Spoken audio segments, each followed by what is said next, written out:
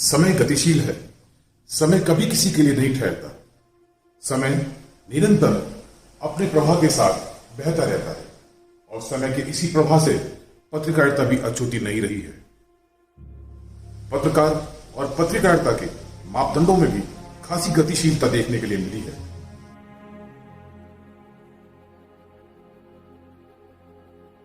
नब्बे के दशक का एक वह दौर था जब यमुनानगर में पंजाब केसरी, दैनिक ट्रिब्यून, द ट्रिब्यून की तूती बोला करती थी।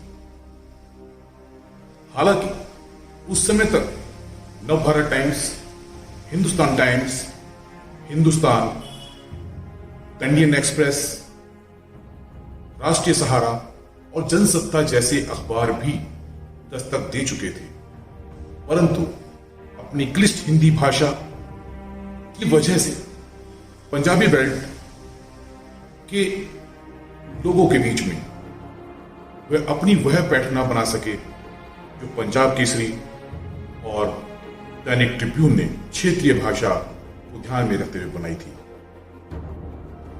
90 के दशक में उस समय पत्रकारिता को जीवित रखना आज जितना सरल काम नहीं था।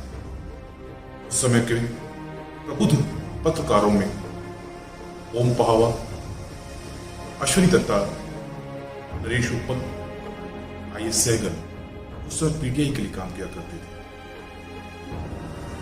डी.एस. ओझा, अशोक राजपूत, नरेंद्र मखीजा, सुरेंद्र मेहता, युवा पत्रकार भारत भूषण, राकेश भारतीय,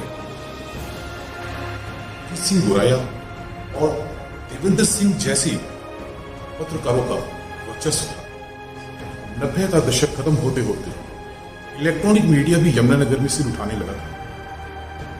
लोकल समाचारों के लिए उस समय के सहगल केबल द्वारा सिटी हलचल के नाम से समाचारों की शुरुआत की गई।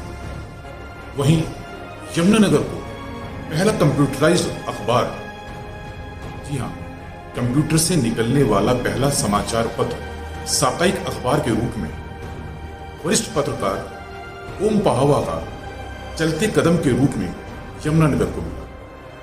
परंतु अभी भी यमुनानगर की जनता जिस बात से त्रस्त वह थी लोकल समाचारों को प्रमुखता ना मिल पाना। यमुनानगर के समाचारों का दूसरे या तीसरे दिन अखबारों में छपना, तब तक वह समाचार बासी हो जाया करते थे। ऐसे में सहारनपुर से प्रकाशित होने वाले दैनिक समाचार पत्र हमारा फैसला ने सन 1995-96 में यमुनानगर में दस्तक दी और इस प्रकार यमुनानगर में पहली बार किसी भी दैनिक समाचार पत्र का ब्यूरो ऑफिस खोला गया। इस समाचार पत्र की विशेषता यह थी कि युवा पत्रकार प्रभाकर शर्मा यानी मेरे नेतृत्व में यमुनानगर में किसी भी समाचार पत्र का पहला ब्यूरो ऑफिस स्थापित किया गया। परिणाम स्वरूप सन 1996 के लोकसभा चुनावों में हमारा फैसला ने जिस प्रकार से लोकल समाचार, लोकल रैलियां, लोकल सभाओं की कवरेज की और उसको प्रमुखता से प्रकाशित किया, उसको देखते हुए यमुनानगर की जनता ने हमारा फैसला को हाथों हाथ लिया। परंतु किन्हीं कारणोंवश हमारा फैसला यमुनानगर और या यूं कहें तो अपने वजूद में ही ज्यादा सर्वाइव नहीं कर रहा। ऐसे में 1998-99 में तेज तर्रार समाज सेवी और आज की तेज तर्रार भाजपा नेत्री संगीता सिंगला ने यमुनानगर को पहला सांध्य दैनिक समाचार पत्र दिया। जी हां, यमुनानगर से प्रकाशित होने वाला पहला दैनिक सांध्य समाचार पत्र सिटी यमुनानगर। यही वो समय था जब यमुनानगर में इलेक्ट्रॉनिक मीडिया भी अपना सिर उठाने लगा था और इसकी जिम्मेदारी उस समय के दो युवा पत्रकारों सुशील पंडित और आशीष शर्मा ने अपने कंधों पर उठाया। सन 2000 आते आते यमुनानगर या कहूं पूरे हरियाणा में ही पत्रकारिता के मायने बदल गए। ऐसे में राजस्थान से प्रकाशित होने वाले दैनिक भास्कर ने हरियाणा में दस्तक दी और उसके साथ एक नई परंपरा की शुरुआत हुई, क्षेत्रीय या स्थानीय समाचारों को प्रमुखता देने की। और ऐसे में यमुनानगर भास्कर की शुरुआत ने स्थानीय समाचारों को प्रमुखता देनी शुरू कर दी। समय की करवटों के साथ समाचारों के संकलन और प्रकाशन में आमूलचूल परिवर्तन आया और ऐसे में 2000 के आसपास राजस्थान के प्रमुख समाचार पत्र दैनिक भास्कर ने उत्तर भारत और हरियाणा में भी दस्तक दी। ऐसे में जहां स्थानीय समाचारों को प्रमुखता मिलने लगी, वहीं नई पीढ़ी के युवाओं को भी पत्रकारिता के क्षेत्र में रोजगार के अवसर दिखाई देने लगे। आज न सिर्फ हरियाणा अपितु समस्त उत्तर भारत के प्रमुख समाचार पत्रों का प्रतिनिधित्व यमुनानगर के युवा एवं उत्साही पत्रकार कर रहे हैं। इतना ही नहीं, इलेक्ट्रॉनिक मीडिया में भी यमुनानगर के युवा पत्रकारों ने अपनी विशिष्ट पहचान बनाई है। इस दौर की पत्रकारिता के बदलाव की कुछ प्रमुख घटनाओं में से एक प्रमुख घटना है स्थानीय गुरु नानक खालसा कॉलेज द्वारा मास कम्युनिकेशन का कोर्स स्थानीय युवाओं के लिए उपलब्ध करवाना। अपने आप में एक बड़ी उपलब्धि है।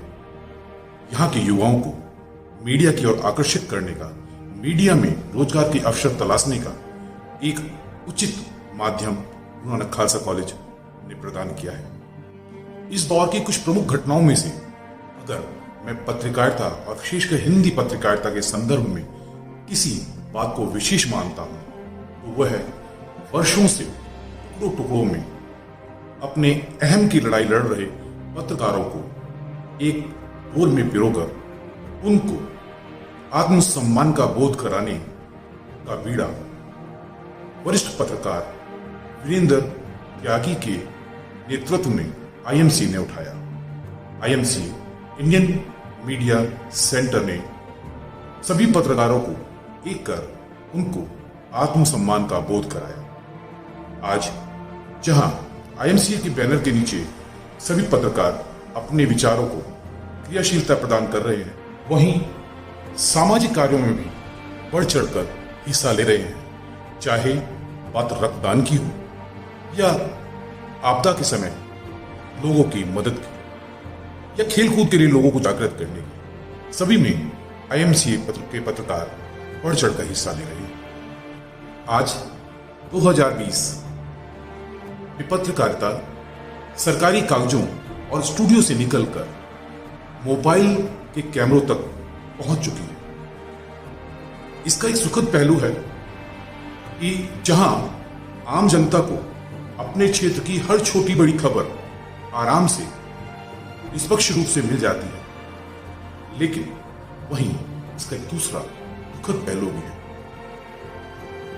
इस मोबाइल पत्रकारिता की आड़ में कहीं ना कहीं पत्रकारिता ने भी पांव पसारने शुरू कर दिए। हिंदी पत्रकारिता के 3 दशक के इस सफर में यमुनानगर की पत्रकारिता के बारे में कुछ बानगी आपके सामने पेश की है।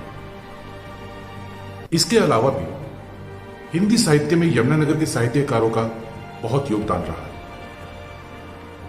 फिर किसी नेक्स्ट एपिसोड में हम यमुनानगर के उन्हीं साहित्यकारों का परिचय आपसे कराने की कोशिश करेंगे।